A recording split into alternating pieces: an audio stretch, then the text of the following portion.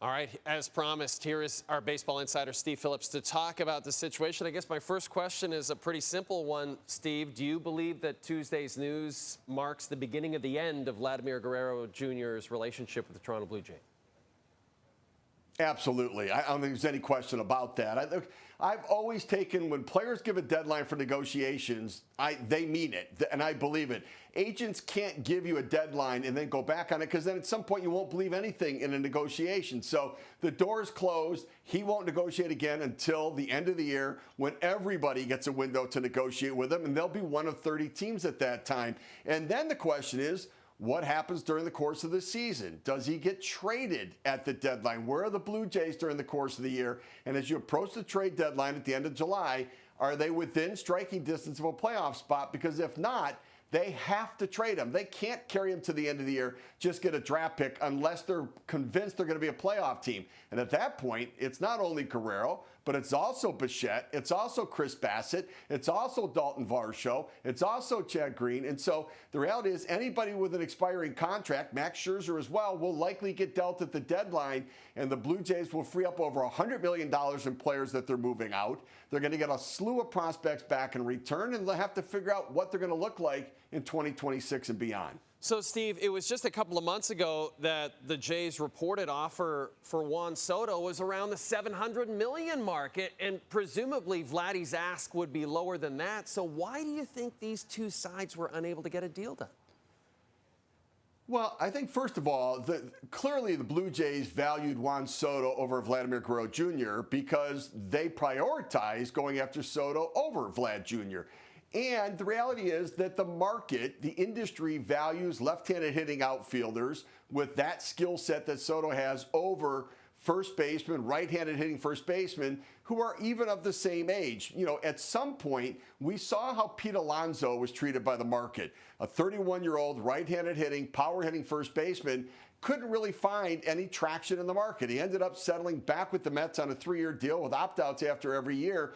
Vlad Jr. at 26 is a different animal, but at some point, he'll be Pete Alonso, and Vladimir Guerrero Jr. wants to be treated at 31 like what he is at 26, and I don't think the Blue Jays saw him that way. And so I think there was a disconnect in the value, and I think that's why the deal didn't get done. And do you believe that trying to chase down Soto, even last year trying to chase down Ohtani, negatively affected the Jays' ability to get Vladdy done? Yeah, I do. So I think that we all want to focus on today, right? The deal not getting done. But I don't think today's the mistake. I think where there was an error, a miscalculation, goes back to November, maybe even prior to that. Look, the reality is the longer you wait, the price always goes up. And I said right from the beginning of November, the priority for the Blue Jays this offseason should have been going after Vladimir Guerrero Jr. They prioritized Juan Soto in a market where the Yankees were going to go after their own player and the Mets were going after it. It was going to be World War III in New York. Those two owners were going to go after it and show off to their fan bases who had more power. The Blue Jays were not going to win that battle. They didn't have a chance, in my opinion, to land Juan Soto. But they spent their time on it, spent their resources on it. They may have alienated Vladimir Guerrero Jr., but what they should have done is forget Soto. You're not going to get him. Get Vlad Jr. done before Soto signs, because once Soto signed, Vladimir Guerrero Jr. believed his contract attached to the Soto deal and got pulled along with it on the coattails, and it made it prohibitive to make a deal at that point with Vlad Jr. and the Jays. Steve, you know it as well as anyone. Vladdy is one of the best homegrown players in this franchise's history. What's the overall effect of this news on Tuesday for both the franchise and maybe even more so for the fan base? Yeah, I think that this was and is for at least the rest of this year the Vladimir Guerrero Jr. era for the Toronto Blue Jays. He's not going to come back, and they're not going to be able to sign him. The reality is this. If it's too much right now of a difference, and Vlad Jr. said it's a big gap, it's going to only get bigger when the demand is significant and 29 other teams are in on it. The price is going to get further away from the Blue Jays. He's not going to come back, and it means that era is over.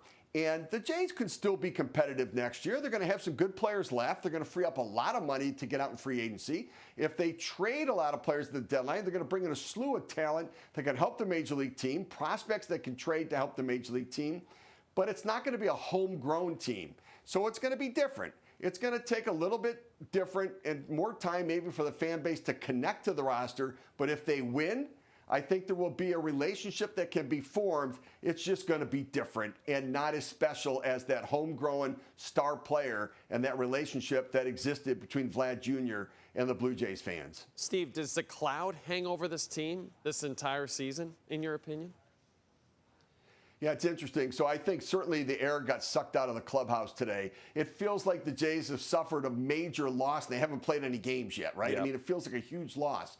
But you've got players that are motivated in the last years of contract, and I kind of like that, right? That motivation. Walk years of deal. So with Vlad Jr. and Bichette and Varsho and Scherzer and Bassett, and so it could be a motivation, but it's going to take a reset of the emotions, a reset of the energy for John Schneider and his staff, for the leadership of this team. They've got time to do it before the season begins. If they mope into the season and get off to a bad start, it could unravel quickly. If they re-energize, then I think they could go out there and challenge, and they have the talent to compete for a playoff spot and maybe enhance the team at the deadline, but they need to get things turned around with energy here early on.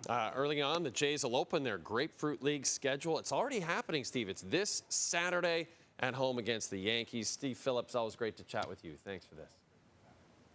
Thanks, Jay.